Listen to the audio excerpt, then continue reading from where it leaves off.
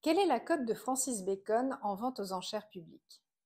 Je vous avais fait part de ma visite au musée du Petit Palais pour l'exposition Walter Sickert, Peindre et transgresser, qui se tient à Paris jusqu'en janvier 2023, et j'avais établi un parallèle entre certains nus de l'artiste impressionniste et ceux de Francis Bacon.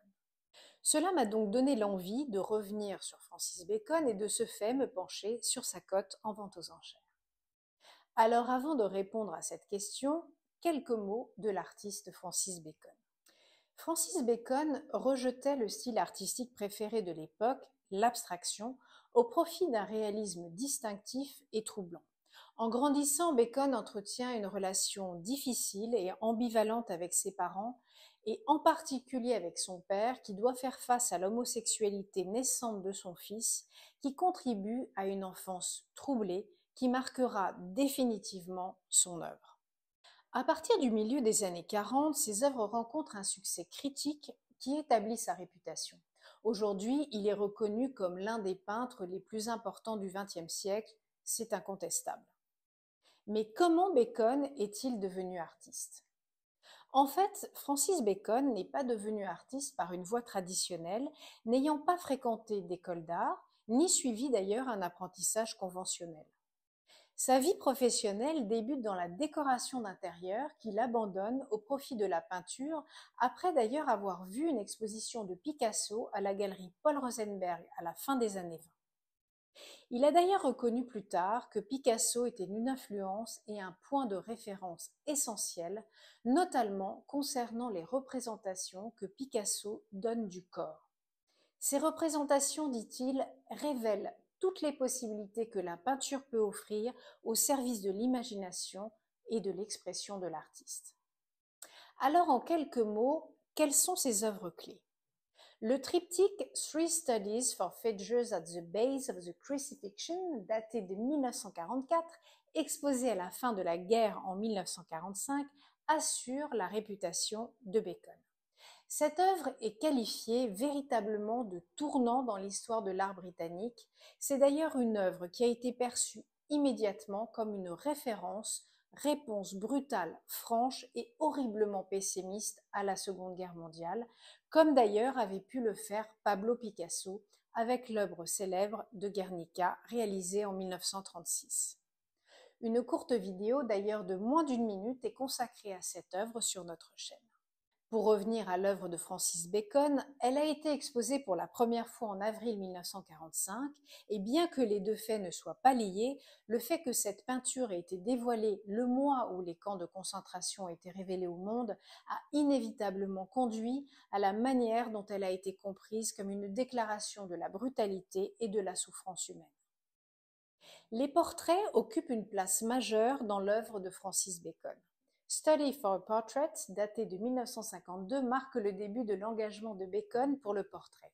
C'est Lucian Freud, un des grands artistes britanniques de l'époque et ami proche d'ailleurs de Bacon, qui a posé pour le premier portrait identifiable d'un individu par Francis Bacon en 1951. L'artiste utilise un cadrage très particulier. La figure semble piégée par la cage transparente qui l'entoure.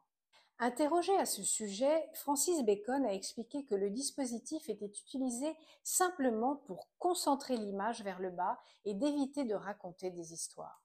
La peinture de Bacon ne peut pas nous laisser indifférents.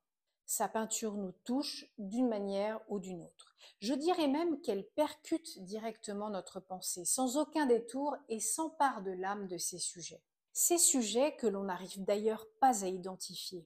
Cet anonymat ne fait que renvoyer ce que nous ressentons, à notre propre être, ce qui provoque d'ailleurs un certain malaise. La vision de la peinture de Bacon est sombre et renvoie à toutes nos angoisses, à la sauvagerie humaine, qui par une représentation déformée ne nous semble que passagère, un petit peu comme un mauvais cauchemar. Alors pour revenir au marché de l'art, Bacon est un peintre à record. À chaque vente aux enchères de ses œuvres, l'histoire se répète, les prix des tableaux de Francis Bacon dépassent toujours de loin les estimations des experts. Inscrivant un record à 95 millions d'euros pour 3 études de Lucian Freud passées en vente aux enchères en novembre 2013, Francis Bacon passe alors dans la catégorie des artistes les plus chers au monde derrière Picasso et Warhol, mais avant Monet ou Richter.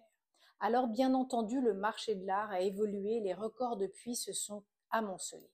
Les prix des œuvres de Bacon sont en hausse. Entre 2007 et 2008, il s'est vendu pour plus de 340 millions d'œuvres. Entre 2009 et 2010, les ventes sont gelées en raison de la crise et personne n'achète. Depuis 2011, il s'est vendu pour plus de 500 millions d'œuvres de Francis Bacon. 3 études pour le portrait d'Henrietta Moraes, ce triptyque de Francis Bacon composé de 3 toiles de petite taille, environ 35 par 30 cm, s'est vendu près de 28 millions d'euros en 2022. L'œuvre datée de 1963, qui avait servi d'étude pour le portrait d'Henrietta Moraes, qui était d'ailleurs une des muses du peintre britannique, était jusqu'ici la propriété de la fondation William Paley, un homme d'affaires américain, fondateur du réseau de télévision CBS. 90% des œuvres présentées en vente sont des estampes multiples, néanmoins elles ne génèrent qu'1% du chiffre d'affaires global réalisé sur la vente des œuvres de Francis Bacon.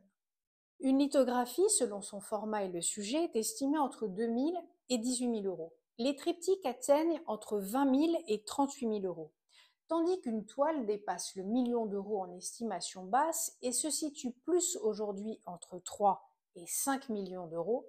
Un triptyque évolue, comme je vous l'ai dit, au-dessus des 20 millions d'euros. Nous avons vendu dans le cadre de nos ventes aux enchères des estampes de Francis Bacon.